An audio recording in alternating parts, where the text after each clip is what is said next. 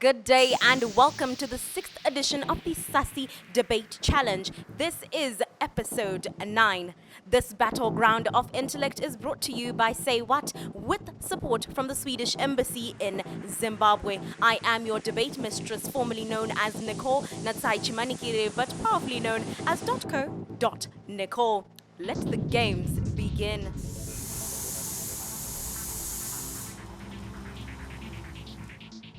Before I read out the motions, I will ask that the 4 teams I have with me here introduce themselves, starting from my far right, going all the way to my far left. Podium 1. I am Dalitha Ndlovu, representing Women's University in Africa. Hello everyone, my name is Fadzi from Women's University in Africa. Hello everyone, I'm Lewis from Bindura University. Hello everyone, my name is Aninyasha from Bindura University. Hello everybody, my name is Mary Ann from the National University of Science and Technology. Good evening, I'm Dimisani Mloi from the National University of Science and Technology. Alteton Bindura from Chinhoyi University of Technology. Propa Fazomazarire from CAT. Introductions having been made, the motion reads. This House believes that schools should be held liable for sexual harassment committed by their students and staff members. I will repeat.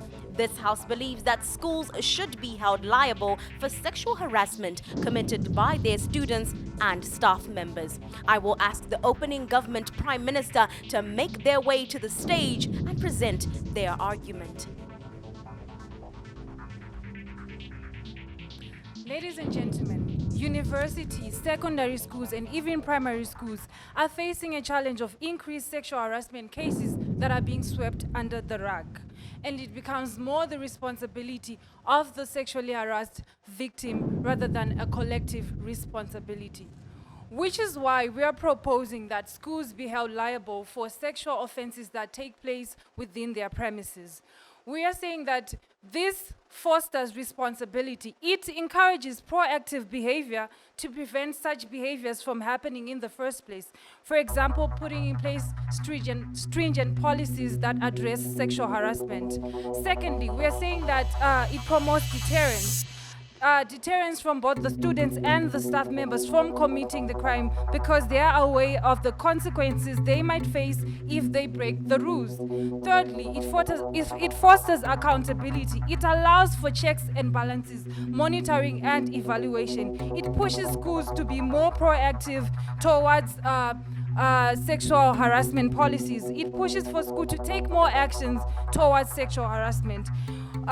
So we propose that schools should come up with a model that focuses on making them more liable when it comes to sexual harassment cases. Firstly, we propose that they create a channel of communication that emphasizes the procedure on how we can report sexual harassment instances. So this channel creates a platform whereby students and staff know what to do in the event of a sexual harassment case. Secondly, we propose that schools come up with a sexual harassment policy, declined, sexual harassment policy that ensures that the school is proactive and everyone knows that they are going to be dealt with when they commit this crime.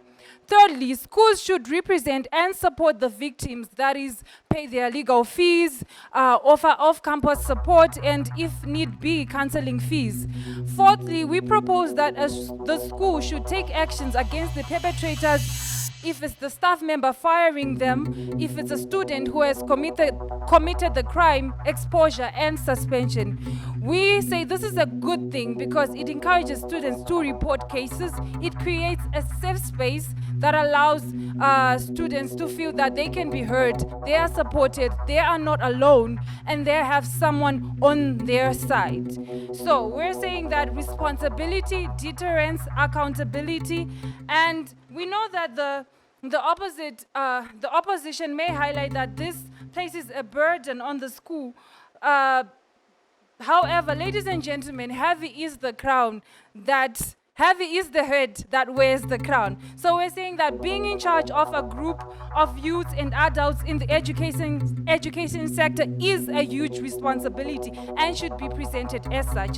The education system is a powerful instrument for change and influence. Therefore, by putting in place rigid monitoring and evaluation policies, it becomes a call to action to the leaders to do the right thing. Therefore, by proposing this motion, we are saying we're trying to prevent further marginalization of victims of sexual harassment. We hope by this proposition, we can create a safe space for all stakeholders involved, both the staff and the students, to air out any sexual harassment issues and to feel that they are not alone. The school knows what's happening. The school is taking action. The school will defend them. The school will protect them because they are the leaders. Thank you.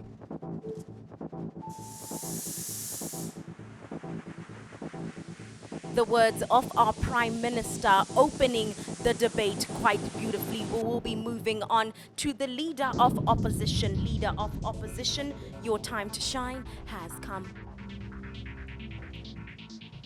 Okay, panel, we need to understand what is a school, or rather, who is the school. You need to understand that the school is more than just bricks and mortar. The school is actually teachers, students, and all the intellectual things that is held by the school. So, ladies and gentlemen, are we saying that we need to actually, when you are making the school accountable, or maybe we are at least arresting the school, who are we definitely going to be arresting?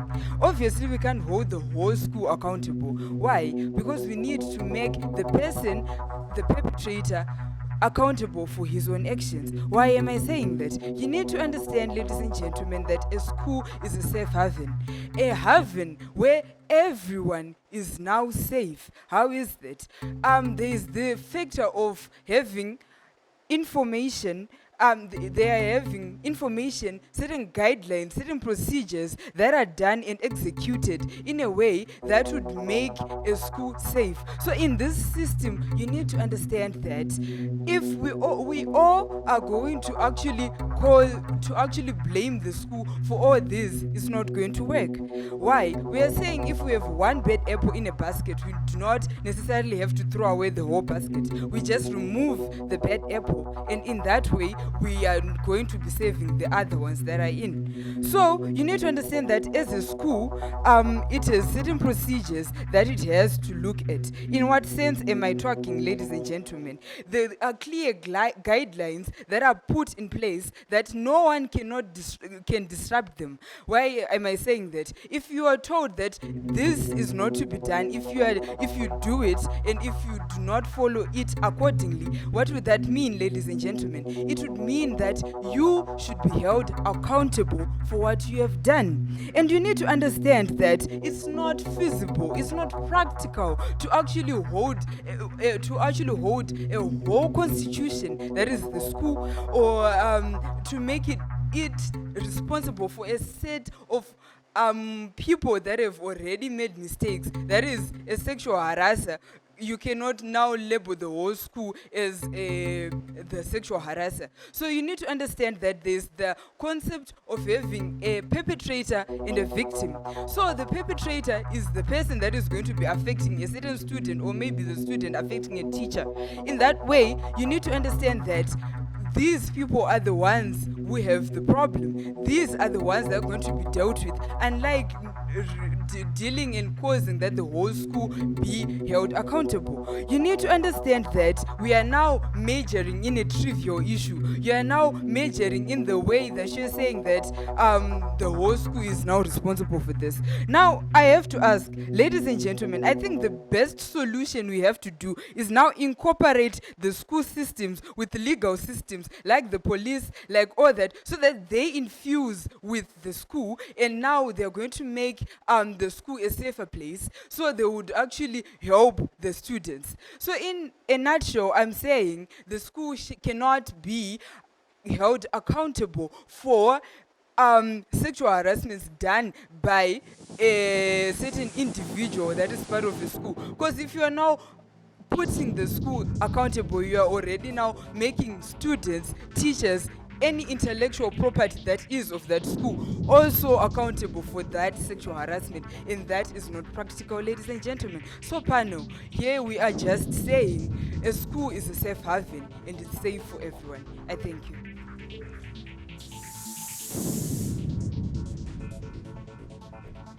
That was indeed the leader of opposition making her case. At this point, we will be taking a short break. Stay tuned and we'll be back with more.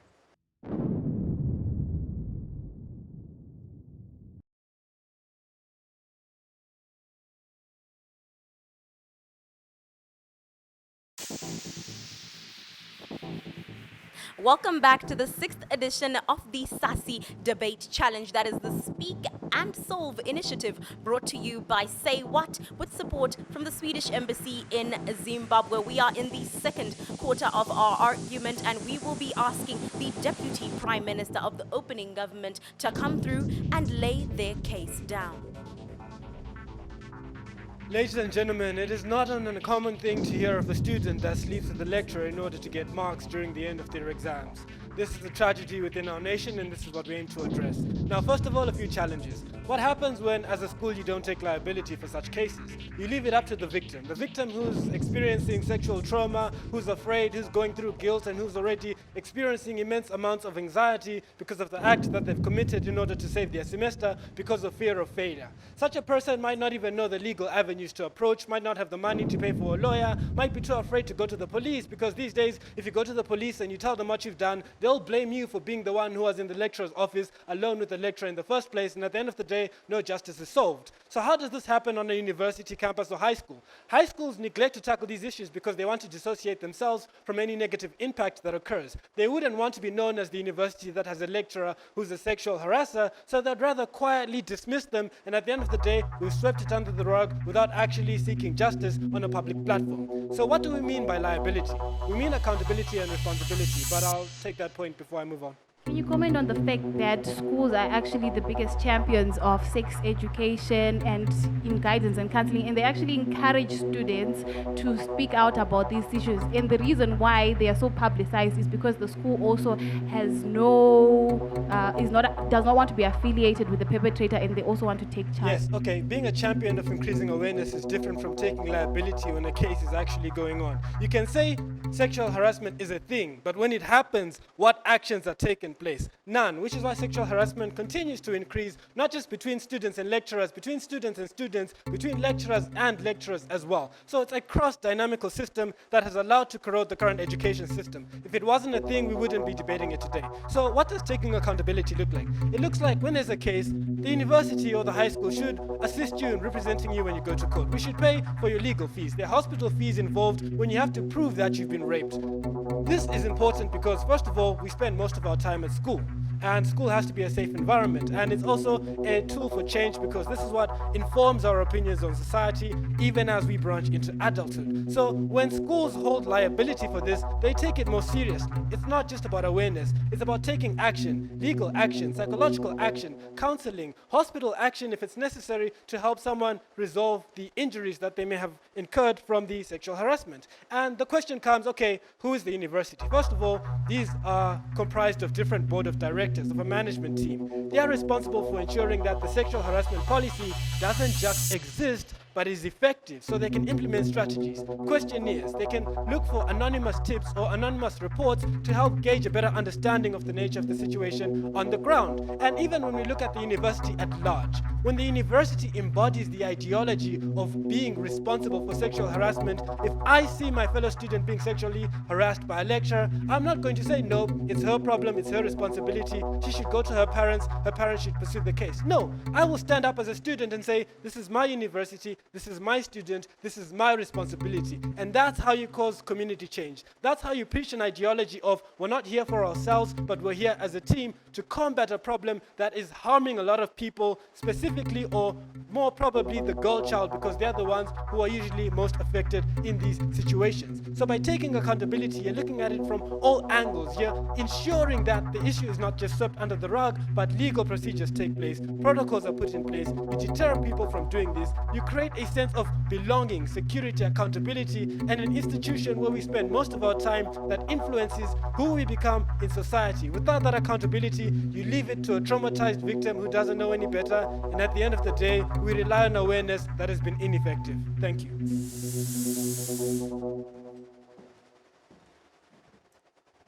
That was the Deputy Prime Minister making his case. We'll be moving swiftly on to the Deputy Leader of Opposition. Come through and shine.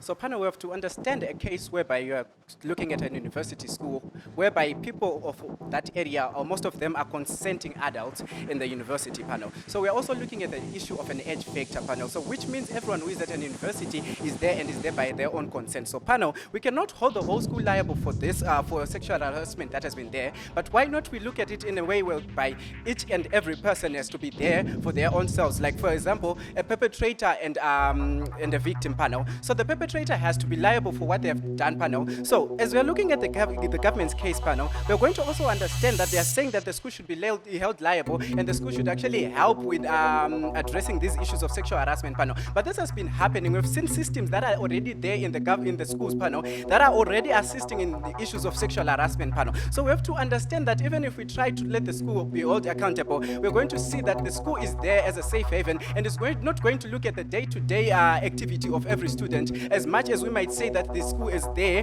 to be able to look at the students, right, panel, or is liable for all this panel. So as the opposition side, we're saying, why don't we incorporate the whole thing, incorporate the students, law, and the school and law enforcement agencies panel. So what am I trying to say here? I'm trying to say, why doesn't the school and law enforcement come in and hold in together so that they can be liable for this sexual harassment issues panel? Because we are denied. So because we have two issues that are coming here panel, we're going to see that we've got an issue of the perpetrator and of an issue of a victim panel. So the victim is not going to be, because the victim is also part of the school who is going to be liable. So panel, why not necessarily put the burden on the school, but put the burden on, number one, the perpetrator, number two, we're also going to look at the school, and we're also going to look at other systems that are there that are going to be tackling this issue of sexual harassment panel. We're also going to look at issues of elective learning panel. We're going to see that education is something that has evolved into online learning, whereby a student from a certain university can also be a student at another university.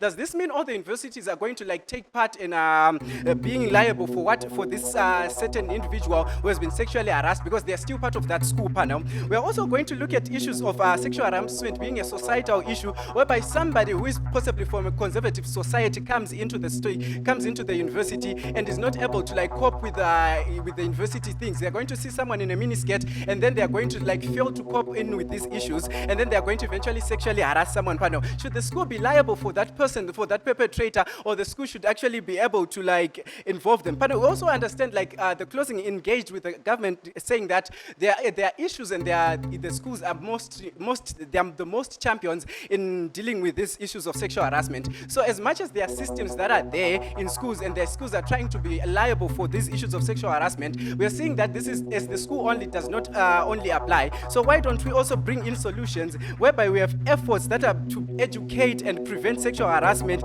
as well as holding an individual individual for their action, rather than just letting the individual go on away, or just putting liability on the school? Why not put the liability on the individual, that an individual has caused a problem panel? We're also going to see that with the involvement of the law, we're going to have issues of conducting this panel. A school has to act as a guardian, as a parenting role, as it is a safe haven. We can actually help it, and it can actually look into this with cooperation with law enforcement panel. We're also going to look at the issue of the idea of peer educators that are trained to deal with issues like this panel. These are not necessarily people from the school, but these are people coming outside so that they can actually assist in the issues of sexual harassment. So panel, what are we saying as an opposition? We are saying that holding the school liable is not actually effective, but we also have to look at the perpetrator, we also have to look at the victim, and also have to look at the community at large. With this, I thank you.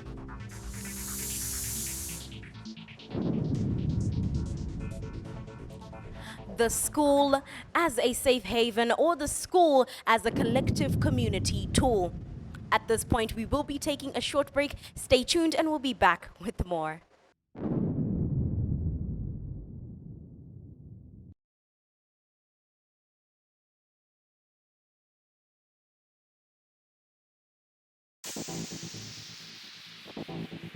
Welcome back to the 6th edition of the SASI Debate Challenge. Yes, that is the Speak and Solve initiative brought to you by Say What with support from the Swedish Embassy in Zimbabwe. We are at the half mark of our debate, moving on to our closing government and our closing opposition. I will now call upon the member of government to come and make his case. Panel, we think as a Part 1 student who comes from Lubane and goes to the National University of Science and Technology and meets a group of Part 4s that comment on my lavishly big hips, or one of them even fondles me, right? We don't think that the kind of interaction that I know as a Lubane extends beyond the nasts that I came to do, right? We don't think in characterization a school is just a place where I went to learn, right? We think that a school is a place where I went there for academics, yes, but also for socialization, right? For me to learn more, not only about myself, but about how interactions work in the outside space, right? We think as that Part 1 student panel, we think there are so many things that we ought to be concerned about. First of all, we think that we want a sort of safe space where I can actualize as an individual, where my big hips belong to me and not to everyone else, right? And we think NAST as an institution is responsible for giving me that amount of security, right? Not only is it responsible for giving me as an individual that amount of security, it is also responsible for enacting policies that ensure that abuse of any kind and any form of fondling does not happen to me within their premises and from any of their students or staff in this mechanism, right? Why do we think that really NAST is supposed to, or any tertiary institution or high school, right, is responsible for their students? First of all, we think that the school, right, is the first place where individuals get socialized about their sexuality and how to even enjoy it, right? So because at home I do not have these conversations with my mother, I have these conversations with my friends at school and also with the university teaching me about SRH policy. We think this is the first place where I learn about sexuality, and this is where I learn how to control it, and also I learn about the safe space, right? Secondly, we think that this is, when I go to a school, this is the place where I go to be trained as an active citizen of Zimbabwe, to build up societies, to be functional within economies, right? So the burden that lies on school as the institution is not only to create a safe space, but also to deter individuals from committing crimes that violate me as an individual, right? Why do we think that then schools should be held liable for SRH violations that are done by their students or staff, right? First of all, we think that schools should be answerable, first of all, to communities, to even the criminal justice system,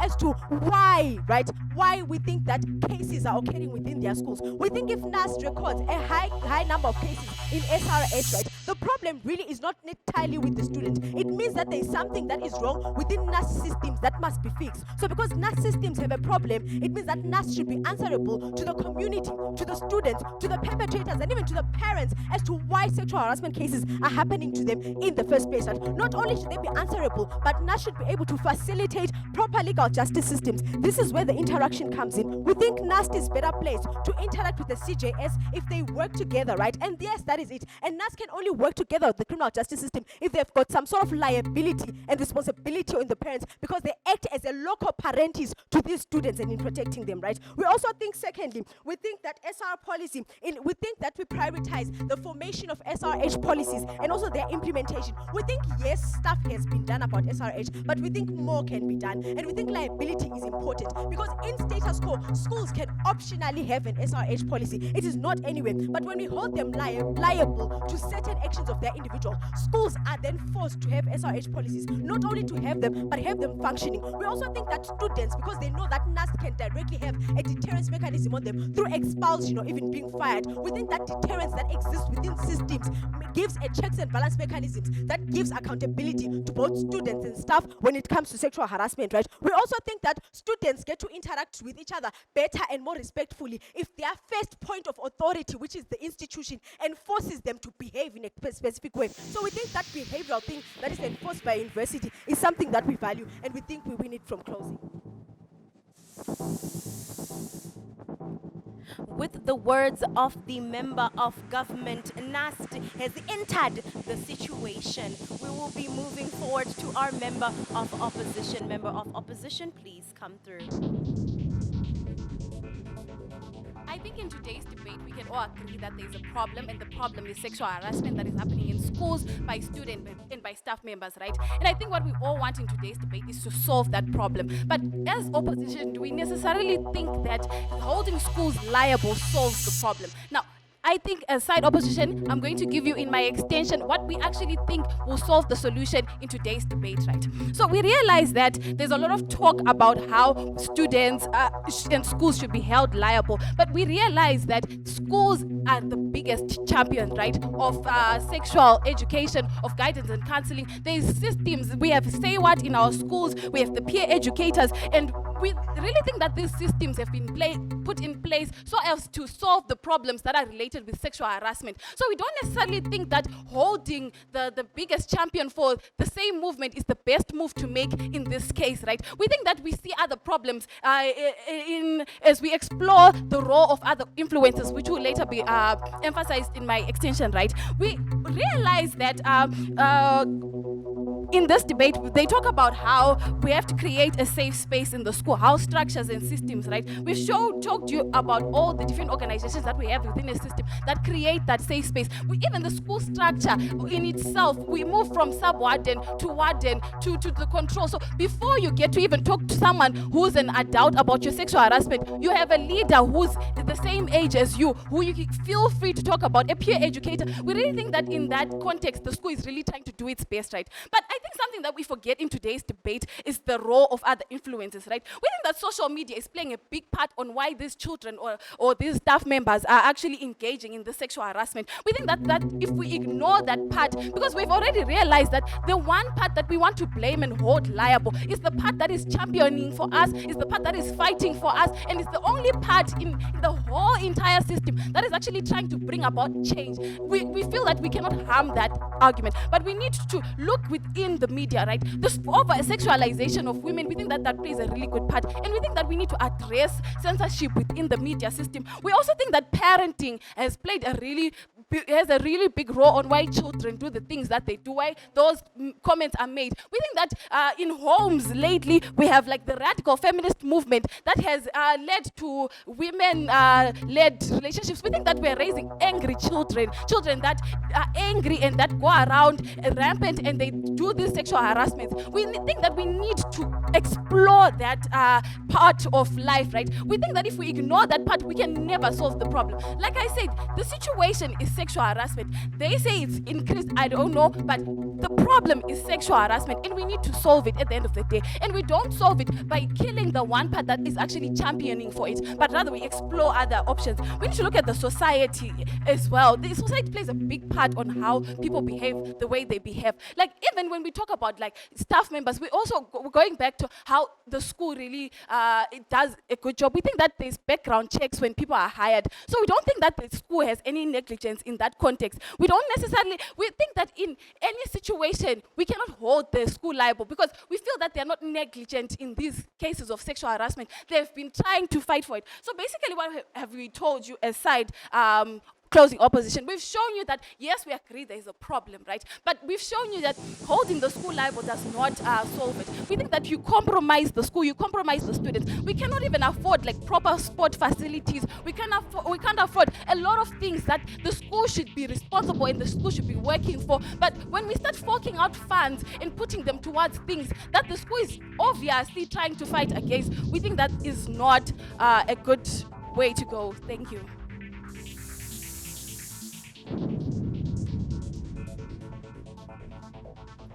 That was the member of opposition making her case.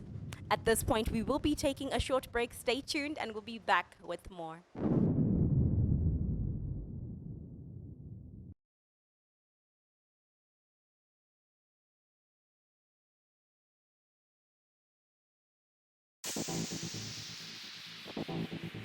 Welcome back to the 6th edition of the SASI Debate Challenge. Yes, this is the Speak and Solve initiative brought to you by Say What with support from the Swedish Embassy. At this juncture, we need to reiterate that we are indeed talking about sexual harassment. Tobata ani when the situation becomes dire. We are in the last minutes and the last quarter of this argument. I will be calling to the stage the government whip to make their case. The MO claims influence of social media on sexual harassment. Now, the MO fails to understand that the school as a system should be held accountable for the participation of its stakeholders in any endeavor, regardless of any external influences. So, let the school be held answerable because SRHR tackles the essence of humanity. Now, there is the inefficient and flawed argument from the OO that intends to push all the cases to the police.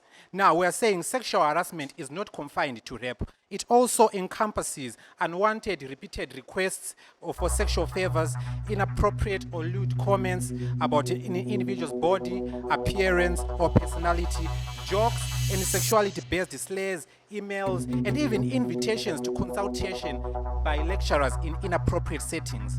Now, a comprehensive statutory instrument and a policy can allow investigation and tackle all the issues arising from these misdemeanors. So a school must set a precedent for zero tolerance to sexual harassment. Now, we also want to deal on the claim of individual responsibility, the claims that holding the school accountable will shift the blame from the perpetrator. The first installment is that all parties involved should bear a fair share of retribution. It is a school's elementary responsibility to craft policies against sexual harassment. Now, they should place prompt and equitable procedures to handle sexual harassment issues and also to remedy the effects of sexual harassment by providing psychosocial services to the victims. The DPO also talks about the lack of control of the behavior of staff and student behavior even within the premises. Our point is that constructive notice is applicable if a school ignores or fails to recognize an overt and obvious problem of sexual harassment. Constructive notice does not require a school to predict aberrant behavior. Now, the first fundamental aspect of our argument as government is the duty of care. I shall reiterate that schools have a duty towards their students and staff members. That is, by providing a safe and conducive environment. Now, the responsive action is that a school should be reasonably expected to take effective care in ending sexual harassment by preventing recurrences.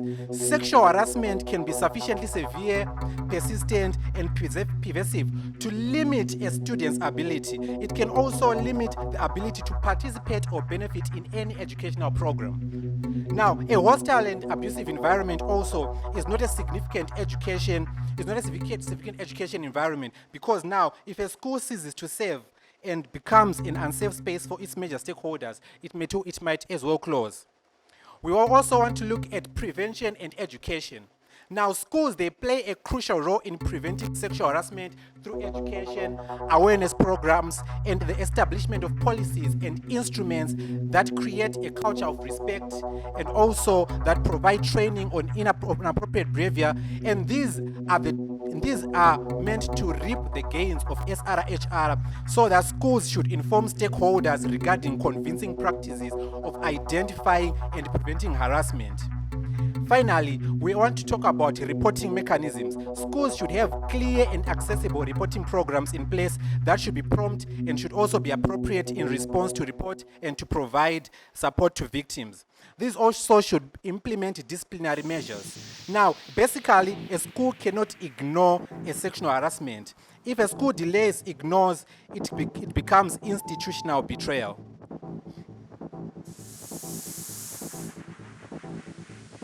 That was the government whip. We will be moving swiftly on to the closing opposition whip. Closing opposition whip, the floor is yours.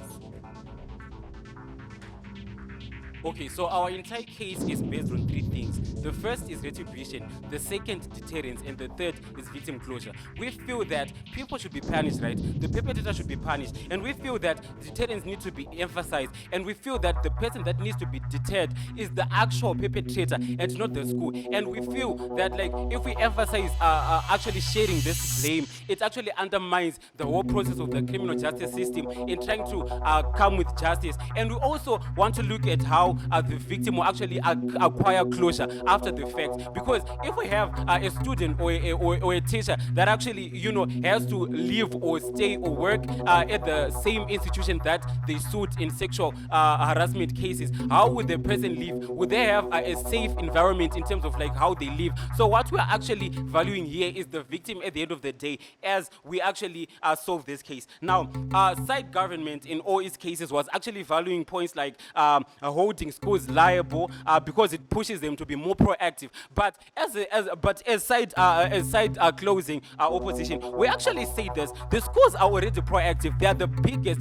driver and the biggest champion in terms of championing sex education and safety. So how then can we go and actually punish the same people that are the biggest champion for sex education and safety? That makes no sense, both economically and practically. And we need to stay practical so that we can come up with the best solution here. We need to consider also the council fees that are actually involved in trying to solve these cases. The schools are already operating on a very tight budget. Now imagine if they have to pay council fees panel. This is actually senseless, and we feel that it actually overstretches the school, and they'll fail to actually provide the things that it's supposed to provide, like sportswear supplies, stationery, and other things, and even sex education resources that are actually essential in actually alleviating and extending the safety of students in terms of sexual harassment at the school, which we feel is going against the entire goal of this debate, which is to alleviate the sexual safety of students and staff at the school. Now, also look at how said government was talking about how schools are already how we should share the burden.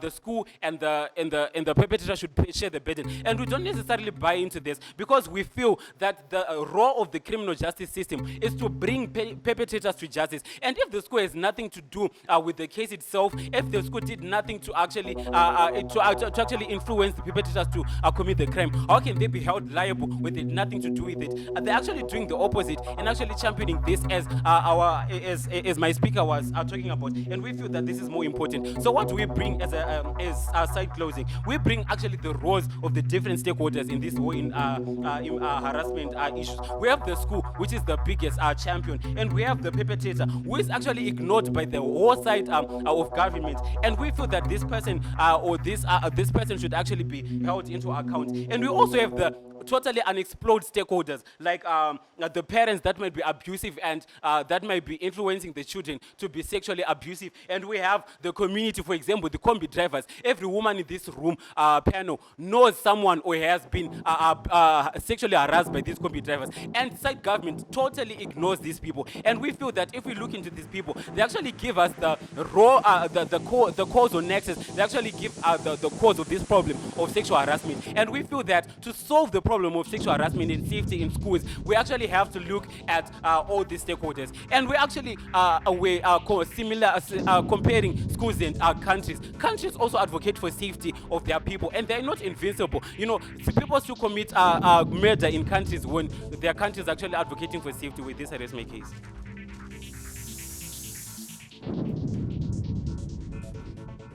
That was the last speaker from the last quarter of our debate. The debate comes to a close at this point. We will take a short break. Stay tuned, and we'll be back with more.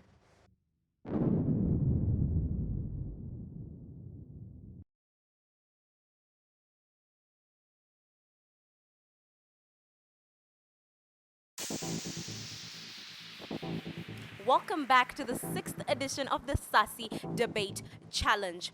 Yes, this is the Speak and Solve initiative brought to you by Say What with support from the Swedish Embassy in Zimbabwe. We have come to the close of our debate, and I will be asking the podiums one by one to tell me, how are you feeling? Podium 1.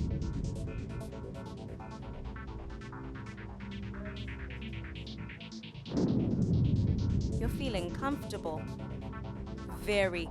Have you ever reported a case for a friend, maybe about sexual harassment at any of the institutions that you have attended?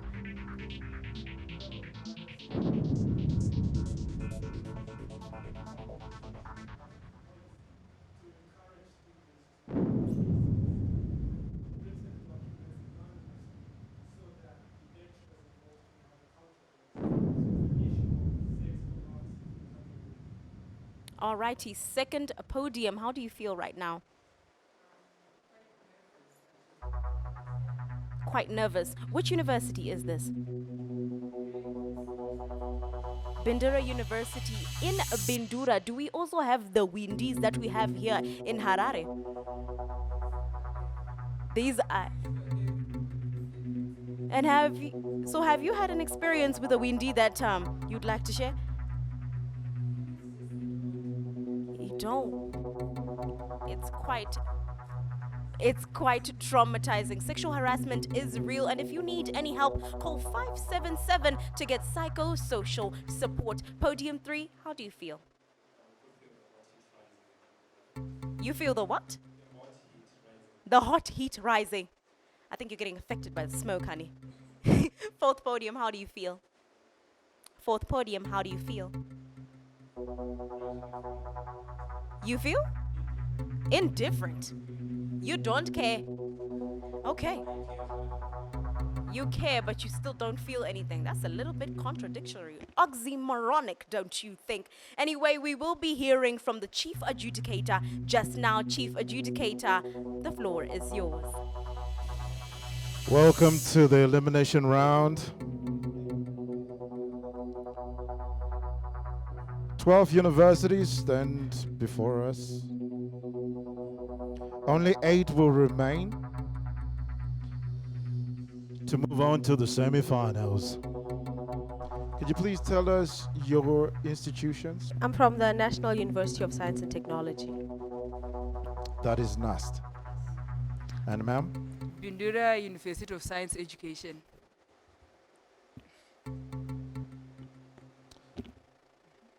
Who would you like to see going to the top 8? Bindura. Myself. Bindura. I would say that kind of side. I'm not really confident at this point. You're not confident with yourself? No, not with myself. With how the whole audio has been going on. Where do you think you stand in this competition?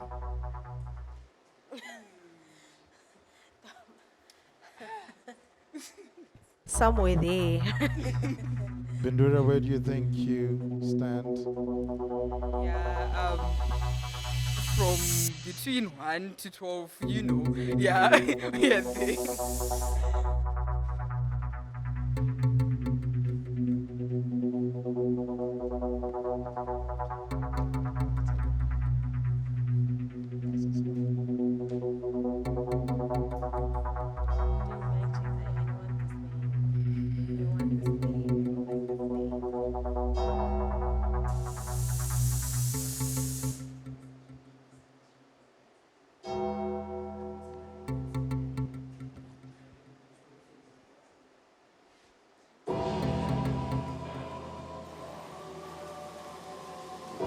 Lights.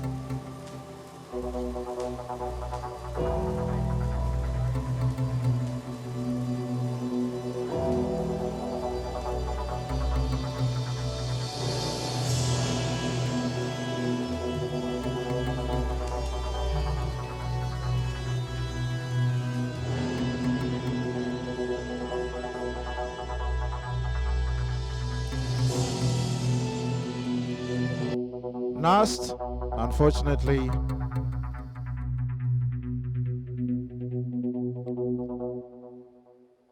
it's been a nice round. You lasted this long. You got satisfied.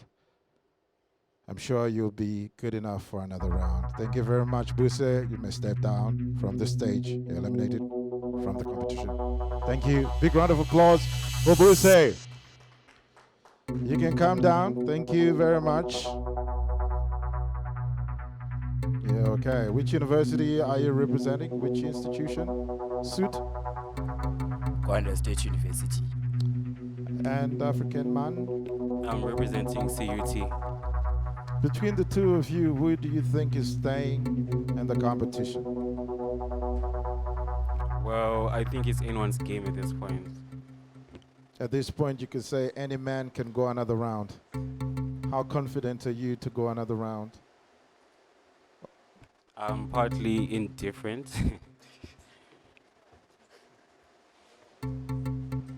GSU, do you think you've got another round in the sack? All of us are winners.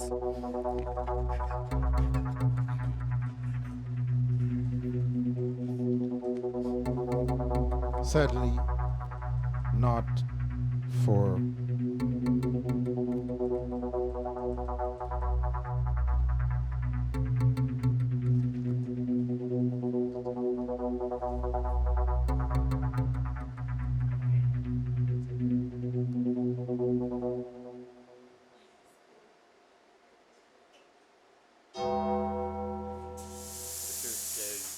So dramatic. Like.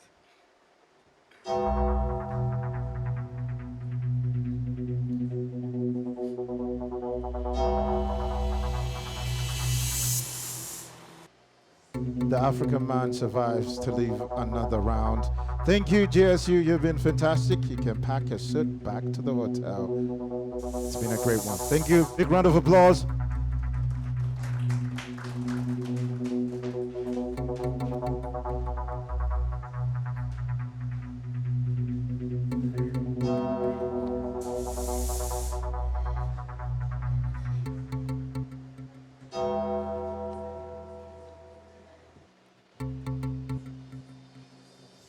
HIT, HIT.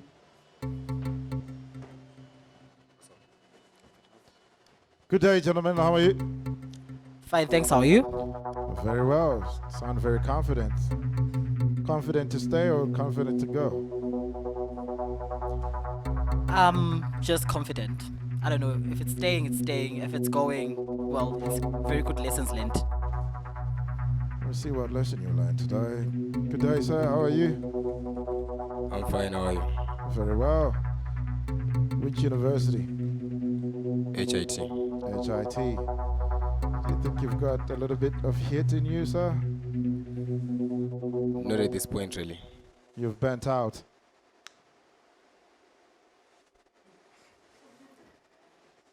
No words. No words, yes. How well do you think you've done so far? I tried my best, but I know maybe it wasn't enough, so anything's okay.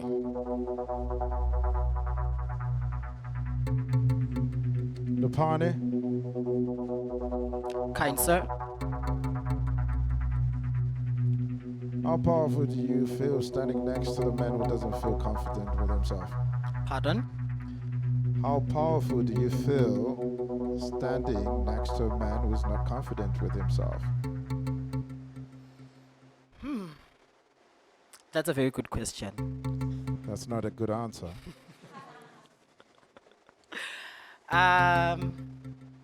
Yeah, we're confident, but we would like to encourage HIT to be more confident in themselves and trust themselves.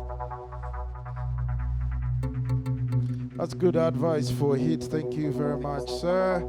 Next time, burn your light a little bit longer. That's for next year. Thank you so much. Big round of applause for HIT. Thank you, sir.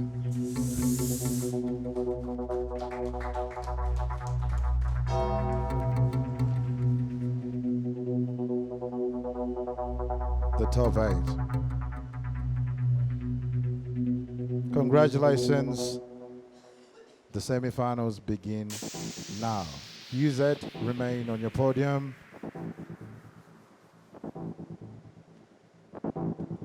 GZU, remain on your podium.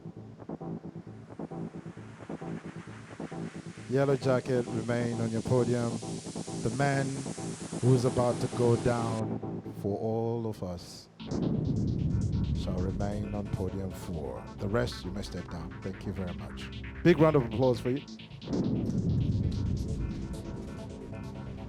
We will meet again in the next episode. This is the SASI Debate Challenge brought to you by Say What with support from the Swedish Embassy. I am and still will always be your debate mistress, Nicole Natsai Chimanikire, also known as .co.Nicole. Until next time.